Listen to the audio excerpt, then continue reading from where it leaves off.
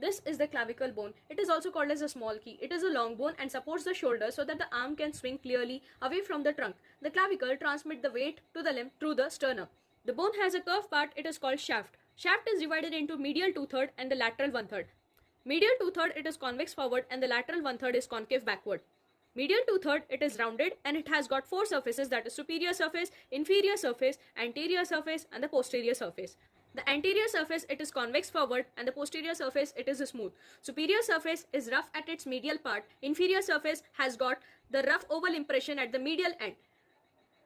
The lateral 1/3 of the shaft it is flattened from above downward and it has two surfaces, that is superior surface and the inferior surface. The lateral end forms the acromioclavicular joint. Medial end forms the sternoclavicular joint. At the lateral 1/3 there is a conoid tubercle on the inferior surface and also a ridge called as a trapezoid ridge. The most common site of the fracture of the clavicle is junction between the medial 3/5 and the